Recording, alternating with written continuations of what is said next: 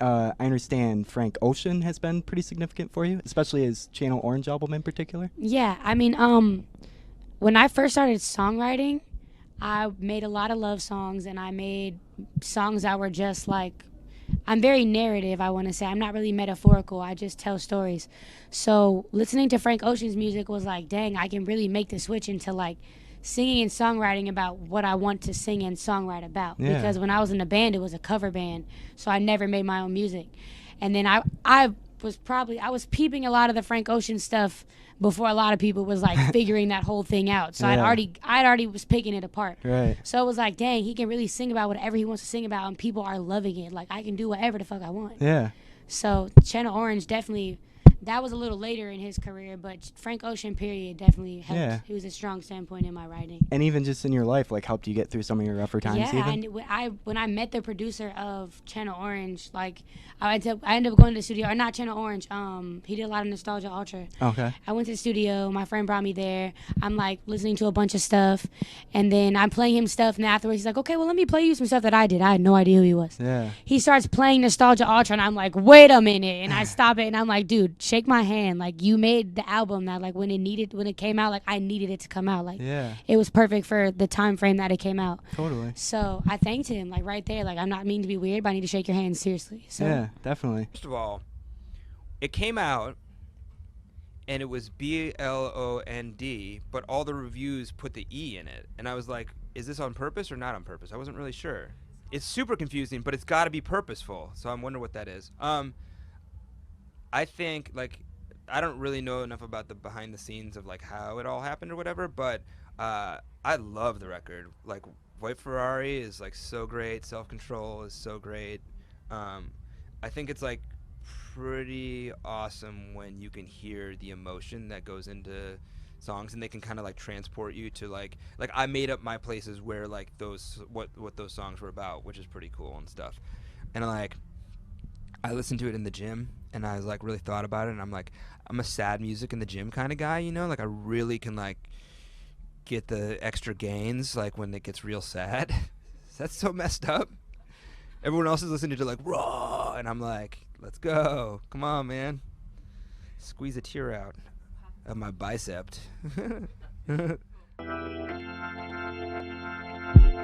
That's a pretty big. Frank Ocean is incredible. We work together too. Frank Ocean to me is a singer-songwriter, but his album itself is incredible. You got some production on there? Yeah. We met at Coachella. I told him, man, I like what you do, let's do something. And then we ended up working. He's super talented. He is, to me, you know, he's like the Black James Taylor. Wow, that's a big statement. He is. He's lyrical. He's got a great perspective and super sick melodies. I haven't seen anybody bob and weave through chords with such catchy melodies in a long time. That's why I liked working with him.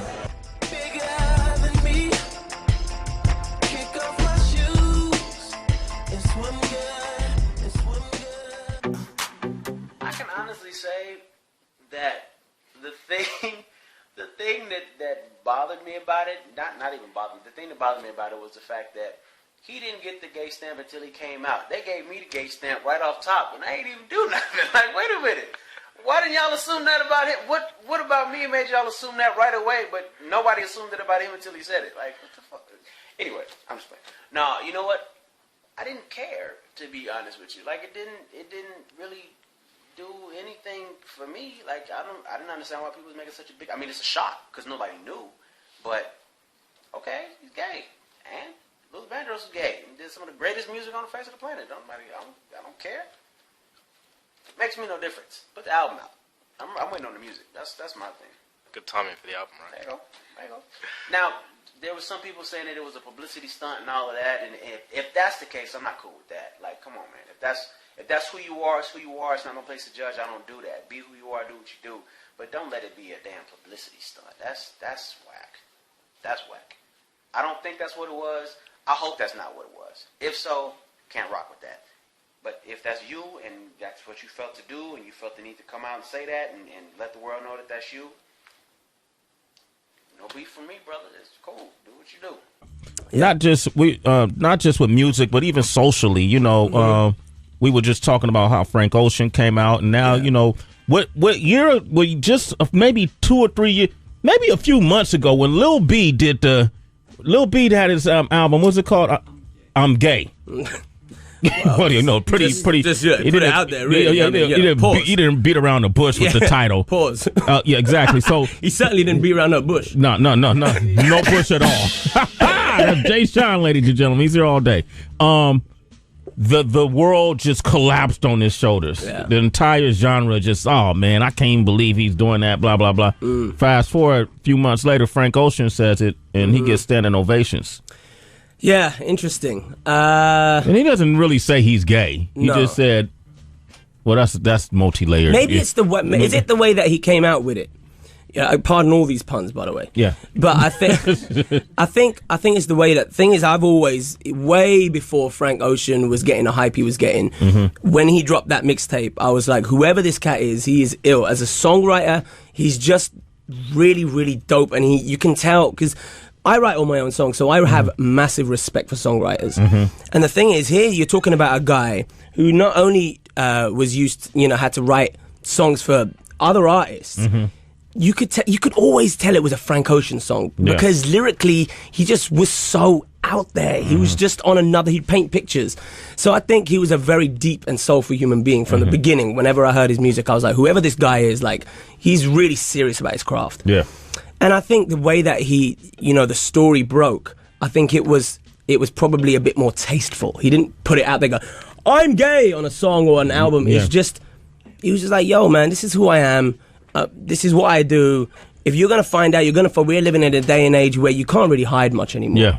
Do you know what I'm saying? Like, all you got to do, like, you'll see someone with a flip cam and he's sitting in there in Starbucks with his boyfriend or whatever. Next thing you know, it becomes a big story. Oh my God, Frank Ocean seen with boyfriend in Starbucks. So it's like, yo, if you're going to, I might as well tell you, yeah, I am. What, you're going to disrespect me now? You're not going to respect me as a songwriter? You're not going to respect me as a singer, as a vocalist? So I think maybe the way it came out was a bit more tasteful. A bit more tasteful. I'm trying to write things that is coming from me, and then more to the second album sort of things. I'll start experimenting with different songwriters and producers. But this first album, I want it to be like Angel.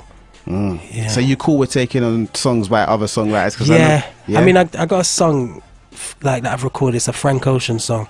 It's a crazy song. I mean, it's a winner, and I'm not going to say the name, but expect that on my album. A song written from Frank Ocean. And I mean, anything. Do you know what? With me, anything that's a good song, it's a hit's a hit. A good song's a good song. So wherever it's coming from, as long as it's good and it fits me, I will run with it. Because you got in the studio with Frank Ocean, that was true, right? Yeah. How was that session, man? Because he's definitely the guy at the moment. Do you know what it is? It was crazy because I was working with Midi Mafia. They came over from LA, and I think Frank had a show over here at the time, and he just came in after. He just came in on some, he had some Blossom Hill bottles of wine, like he put it real, and just came in and he just walked straight to the keys and started sparking something up. And that's the energy that I like. It reminds me of me. That's all I love. I remember the days of making beats and stuff and chilling with my friends, like 5 of us in the room. I'll be starting like 2 o'clock in the afternoon. By the time like 5 in the evening comes, the friends are gone. They're on the thing of, you're long. This is long. And you know, I love that because it's all paying off, man. It's what I want to do, innit? And I'm getting to where I want to go. So that's the main thing. And yeah. The Odd Future Collective just keeps recording more collaborations. After the success of Tyler the Creator, it's Frank Ocean's turn to shine. After offering his mixtape Nostalgia Ultra for free download, the artist signed with Def Jam Records. His music even caught the attention of Beyoncé. The singer instantly fell in love.